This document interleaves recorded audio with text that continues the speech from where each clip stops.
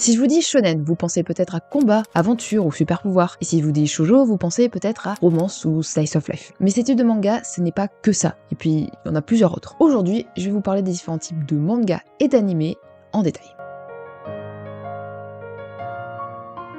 Salut mes petits ananas, j'espère que vous allez bien. Aujourd'hui, on se retrouve pour une vidéo où je vais vous parler des différents types de mangas et d'animés. Alors à la base, cette vidéo devait être une vidéo sur différents types de mangas, mais comme je sais que les animés font plus de vues que les mangas, il y aura animé dans le titre.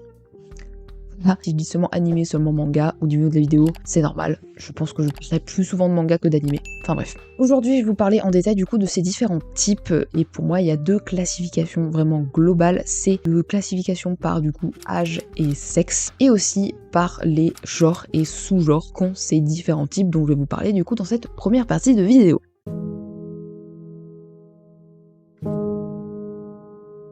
Alors donc du coup on peut catégoriser par âge et sexe. Alors moi personnellement je préfère catégoriser par catégorie d'âge, plus que même si voilà, shonen c'est typé garçon, shoujo c'est typé fille, voilà, pour ceux qui connaissent. Mais j'ai déjà expliqué dans une vidéo comment choisir mes mangas pour lire comment choisir un manga, le premier manga à lire. Quel animé choisir pour débuter, je crois, bref. Que franchement ça n'a plus lieu d'être cette catégorisation, en tout cas pour filles et garçons. Quand ça a commencé à eu son essor évidemment, c'était très genré, on genrait beaucoup les choses à cette époque-là, encore beaucoup aujourd'hui. Je préfère parler quand même de catégorisation d'âge, je vais quand même dire que c'est pour entre guillemets filles et garçons, mais prenez plus en compte l'âge, c'est le plus important, enfin bref. Je vais donc énumérer les différents types: Kodomo, Shonen, Shoujo, Josei, Seinen et Seijin. Voilà.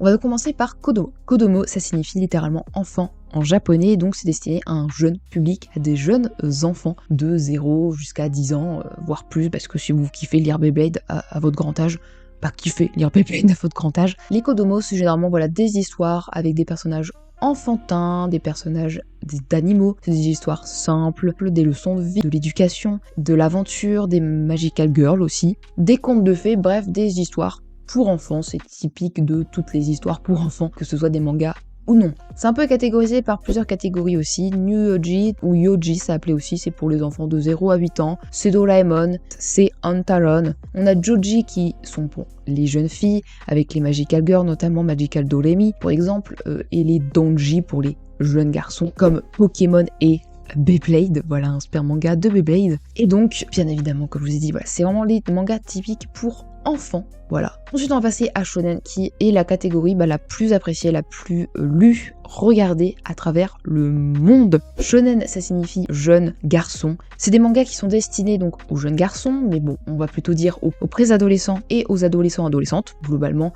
vous pouvez commencer à lire à cet âge-là, parce que ça ne s'empêche pas de lire One Piece quand vous êtes adulte. C'est publié dans des magazines comme le Weekly Shonen Jump, notamment où il publiait One Piece. Pour la faire très très courte, les magazines shonen existent depuis longtemps, depuis l'ère Meiji, 1868 jusqu'à 1912. C'était vraiment destiné aux jeunes, donc autant filles que garçons. Après la Seconde Guerre mondiale, il y a eu un essor économique, il y a eu recouvert de popularité pour les mangas, et que notamment aussi Osamu Tezuka, et bref, ça s'est développé jusqu'à aujourd'hui, jusqu'à vraiment l'essor que ça a aujourd'hui les mangas. Et des thèmes récurrents dans les shonen, c'est l'esprit d'équipe, l'amitié, le combat, l'action, l'humour, l'école, le sport également, un peu de romance par-ci par-là. Bref, c'est vraiment des thèmes très très récurrents dans ces animés et ces mangas-là, avec du coup One Piece, British Nozuka, Haikyuu, pour ne prendre exemple que eux. Voilà, maintenant on va passer à l'opposé du shonen, les shoujo. Shoujo, ça signifie fille, voilà, et donc c'est des mangas et animés destinés entre guillemets aux filles, mais encore une fois c'est destiné aux préadolescents, adolescents, adolescentes, dans cette tranche-là que vous pouvez commencer à lire ces mangas. Shoujo, ça signifie pas exactement fille, on va revenir encore à l'ère Meiji, c'est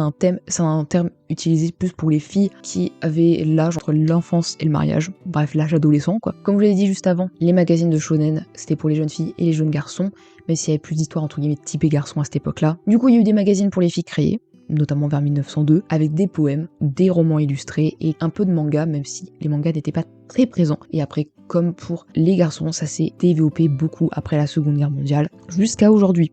Voilà. Et quand on pense à shoujo, je pense que vous pensez à ce style caractéristique du shoujo, que dans les années 80-90, il y avait un style caractéristique des jeunes filles aux grands yeux écarquillés avec des robes, des fleurs, des choses. C'était vraiment typique à ce moment-là, même si ça ensuite ça s'est développé et chacun et chacune des auteurs ont pris leur style à eux, mais il y avait ce style, et puis même les pochettes en fait avaient ce style caractéristique des shoujo de l'époque. Et ces mangas ils s'adaptent avec le temps, c'est ce que j'ai lu, en fonction de ce que préfèrent les filles aujourd'hui entre guillemets toujours, même si c'est toujours beaucoup de romance et beaucoup d'horreur aussi, et beaucoup de romances qui évidemment pas forcément évolué avec le temps. Je pense que les romances de l'ère Meiji c'était pas les mêmes qu'aujourd'hui, logique. Bref, si on devait caractériser les shoujo, c'est beaucoup de romances, d'histoires à l'école de jeunes filles. Ensuite, passons au stade au-dessus au niveau de l'âge, passons aux seinen et aux josei, qui sont du coup plus destinés à un public adolescent, jeune adulte, adulte.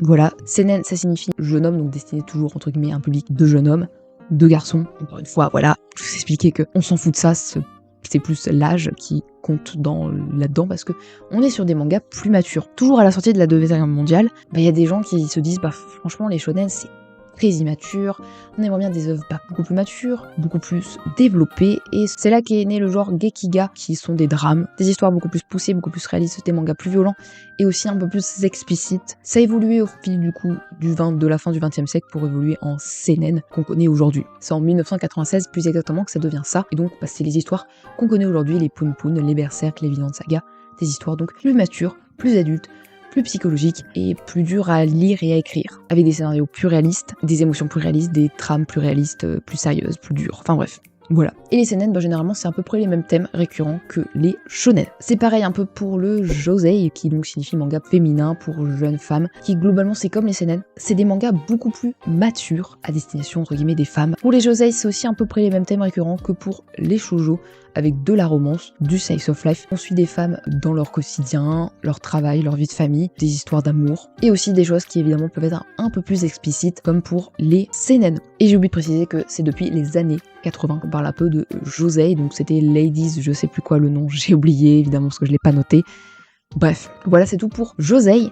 Et enfin on va passer à seijin. Seijin ça signifie adulte, je pense que vous aurez compris, c'est des mangas un peu plus adultes, alors c'est pas que des choses explicites, moins de 18, ça peut être aussi des mangas qui parlent de thèmes plus durs, la politique, l'histoire, des thèmes policiers également, voilà, c'est pas que des choses explicites, voilà. Voilà à peu près pour les différents types de mangas et d'animés que voilà, on catégorise par genre et âge, même si c'est plus logique de dire âge. On pourrait rentrer en détail dans chaque, mais on pourrait faire une vidéo complète en fait un jour sur tous ces types-là, tellement il y a de choses à dire. Ensuite, on va passer vite fait aux différents genres, sous-genres du coup de ces mangas.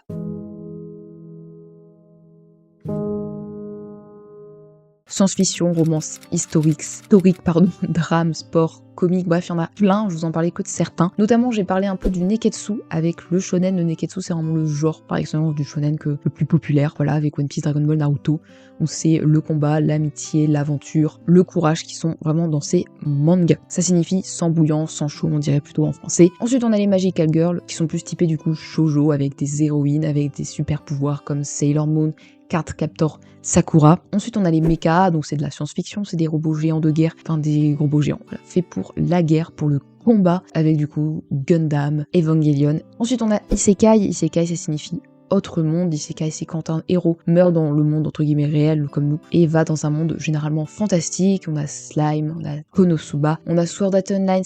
C'est un sorte de isekai, mais pas vraiment parce qu'il existe toujours dans le monde réel Kirito. Ensuite, on a Yuri, Girls Love, donc les histoires d'amour filles entre filles, avec She Wasn't a Guy très récemment. Les Yaoi, donc les Boys Love, donc les histoires d'amour entre garçons, avec Hirono et Kagiwa notamment. Et ensuite, bon, on a le hentai, je pense que voilà, vous connaissez deux noms, les mangas moins de 18. Et ensuite, il y en a plein d'autres. Il y a les Surui qui sont mangas policiers, les Super Sentai, les mangas de héros, les Tindai Nono qui sont les mangas historiques, et les Gekiga, encore une fois, on reparle de les mangas un peu dramatiques. Bien évidemment, je pourrais rentrer également en détail si je le voulais sur ces genres de mangas, mais il y en a tellement que je pourrais pas rentrer en détail. Je voulais vite fait en parler, je sais pas si c'est très utile à la vidéo, mais le plus important c'était quand même la première partie, mais voilà. Donc voilà, c'est déjà la fin de cette vidéo, j'espère qu'elle vous aura plu. J'espère que cette vidéo aura été compréhensible, suffisamment complète, parce que comme je vous ai dit, je pourrais faire une vidéo complète sur shonen, shoujo, josei, seinen, tellement il y a de choses à dire dans l'historique de ces types-là. Peut-être qu'à l'occasion, j'en ferai. Sinon, j'espère vraiment que cette vidéo vous aura plu, puis on se retrouve la semaine prochaine pour une prochaine vidéo. Bye bye.